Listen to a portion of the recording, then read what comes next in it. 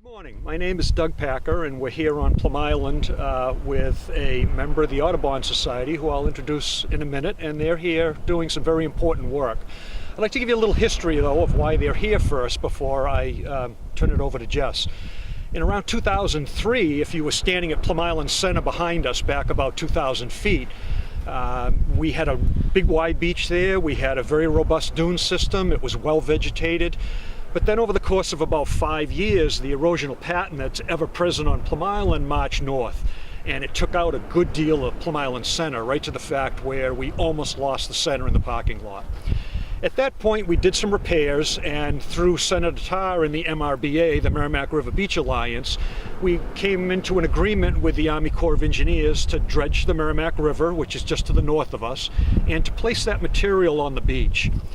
Part of that placing the material on the beach was to protect the environment that we were going to create. And the environment that we were going to create was going to be very important to the piping plover. And that's why we're here this morning with Jess of the Audubon Society to explain a little bit about the important work that they're doing down here now. So we're out monitoring piping plovers. They're listed as federally threatened species. They are a small shorebird.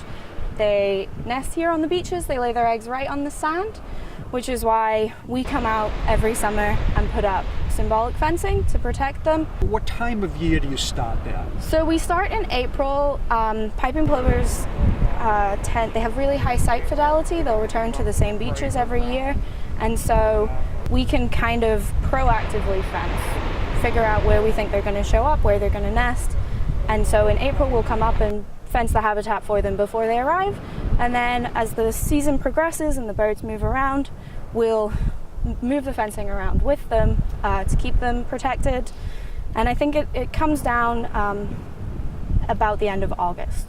So your symbolic fencing is really just a good guess as to where they're going to be, because historically they've been there. Yes, at the start of the season, and then once the birds start showing up, we come out, we monitor every day, we figure out the very territorial birds, so we figure out roughly where they're going to nest, and then we move the fencing accordingly to make sure we can protect those eggs. So what time of year do they start to show up? They'll start showing up the middle of April usually. We'll tend to, this year it was very cold, and so we didn't have nests on the beach until May, but they'll start laying eggs basically as soon as they arrive. Okay.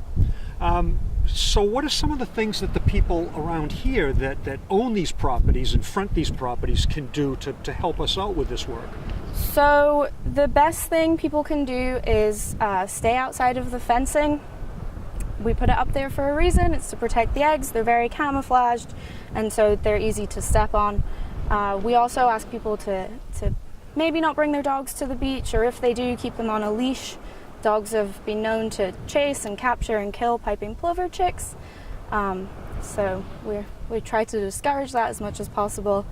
The other thing I would say is now, around June, when we have chicks on the beach, watch where you're walking. They're very small. They weigh about 5 grams when they hatch, but they can't fly, and so they're running around on the beach foraging, trying to get big and strong so that they can make their flight back down to the Bahamas.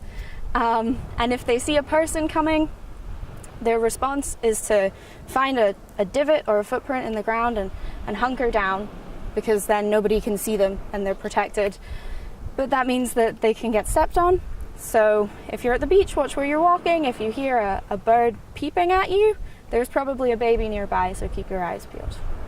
So the parents are around there watching these babies, and even if they get a late start, let's assume that it's the latest they could get a start and get a nest in and get their chicks to hatch. At what point would they be leaving the beach?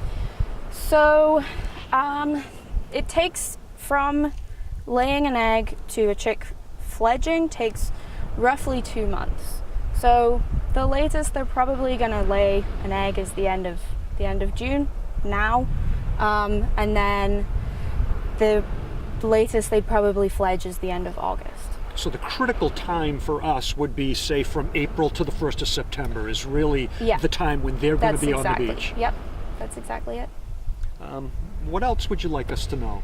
They're very vulnerable birds. They're small, they're very camouflaged, and they're just trying to raise their chicks and increase their populations. The population in Massachusetts has actually increased fivefold since they were listed 3 decades ago, and that's through organizations like ours working on beaches with local communities to do everything we can to help protect them. So we'd like as much help from the town as possible. I think one message we'd like to get across too is that these folks are not the enemy. These folks are here because we have a legal obligation to do that.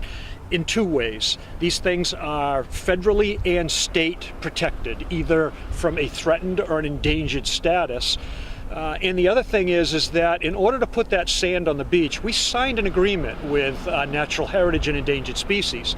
And that agreement said that we will cooperate with Audubon and we will work down here with that. And it's very important to do that because there's going to be a time again where we're going to want to put sand on the beach and we're going to want the cooperation of these folks. And in order to get that, we need to embrace the very important work that Mass Audubon is down here doing.